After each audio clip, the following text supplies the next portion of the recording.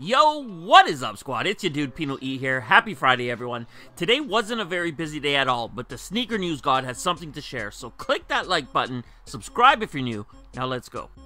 Let's start with a reminder for tomorrow's drops. There isn't a whole lot releasing, but first up, we have the Pigalle Nike Air Shake NDestrukt, dropping tomorrow in Elemental Pink and Loyal Blue. Both pairs released tomorrow on the Nike Lab website, along with Nike Lab retailers for $200 a piece.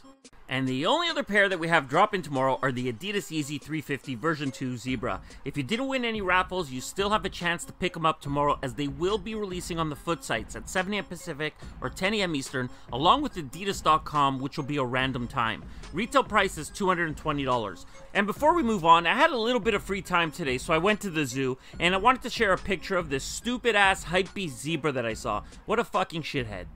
On to sneaker news, and let's start with big Baller Brand. And first off, congratulations to Lonzo. He got drafted 2nd overall. Kudos to the kid. Now, just because I appreciate his hard work and where it got him, it doesn't mean I have to agree with big Baller Brand, because what we have up on screen are the ZO2 Sho Time, aka fuckery. The shoe is still a ripoff of Adidas Boost, it's still a ripoff of the Kobe 8, and it's still a ripoff of the Harden. The shoe is still trash, and they're still asking $495 if you want to pre-order this junk. The colorway is decent enough. It comes in a Lakers home, white, purple, and gold colorway, but these guys are insane.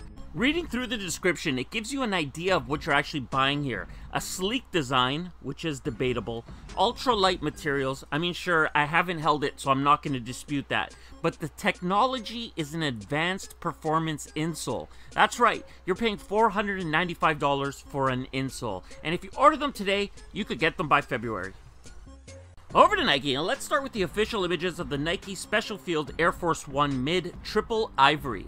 Inspired by military functionality, the Special Field Air Force 1 Mid is a dramatic reinterpretation of the classic Air Force 1 silhouette. The shoe delivers ultimate versatility with a mid-rise collar, removable strap, and heel zip for easy entry. A triple ivory colorway is the latest to join the ranks of the future of force, and it drops on June 30th at select retailers, Nike.com, and the Sneakers app for $160.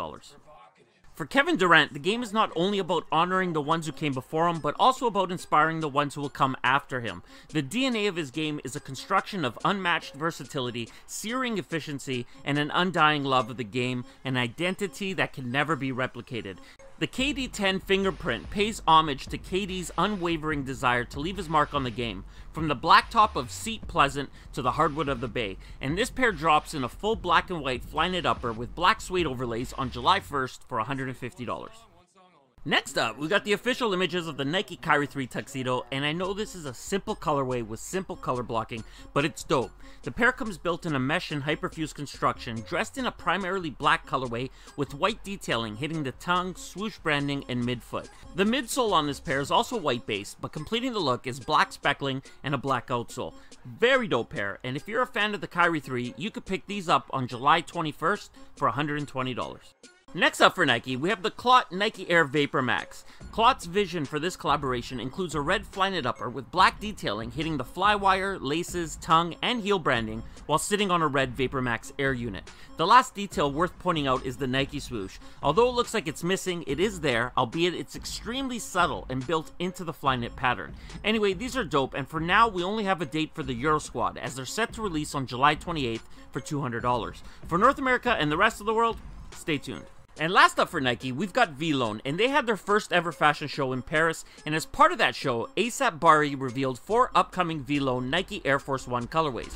Each pair is based on a black leather upper in the high silhouette, and in total, we saw 4 new colorways. We already knew about the blue since he posted a teaser earlier in the week, but alongside those, a yellow and red, and green pair were revealed. That's about all we know for now, so make sure you stay tuned for more updates as they develop. Over to Jordan Brand, and I'm starting to dislike the Air Jordan 31 Low, so what do? I talk about the Air Jordan 31 Low. In yesterday's video, we took a look at the home colorway of this model, and today we get the official images of the Air Jordan 31 Low away. There's not really a whole lot to say about these, they're red. A mix of gym red and action red to be exact, and wrapping around the heel, we got some chrome accenting. No good, but they drop next week on June 30th for $160. Now forget what I just said, these are dope, the Air Jordan 31 Low K54. Psych! That's something a hypebeast would say, but since I just said I don't like this model, I don't like these either. In my opinion, this pair is lazy. They look very similar to the Air Jordan 31 fine print that released a while ago. The upper was pretty much the same, but that pair dropped in a high rather than a low. The only difference here is that we have a touch of University Red wrapping around the heel to go along with the K54 branding on the insole and outsole. I'm not impressed, but if you like them, they dropped July 1st for $160. And last up for today, mark this down as a rumor. But before we get into it, shout out to Sneaker Collabs over on Instagram for putting this Photoshop together for me. Now, let me explain how this went down. Earlier this morning, one of my guys hit me up and he let me know that we have a Red Suede Air Jordan 11 coming. I tweeted it out, and everyone listening to this, as I said in my tweet, mark this as a rumor for now until I hear more. I'm not saying it's happening, I'm saying it's a rumor, and I will confirm. But anyway, back to my story. I tweeted it out, but I wanted to check if my dude DJ Folk heard anything similar. So I asked him, and based on his reply, it sounds like he also heard the same. He mentions it may be grade school or a collaboration, and I personally don't believe it will be either of those. I think it'll be something similar to what we saw last year with the gray suede, but I guess we'll wait and see. Anyway, that's all I know for now, but I'll definitely keep you all updated, so stay tuned. And that does it for today's video, everyone. If you enjoyed it, and I hope you did, hit that like button. If you're new around here, subscribe, join the squad. If you have something to say, leave it in the comments below, and I'm out.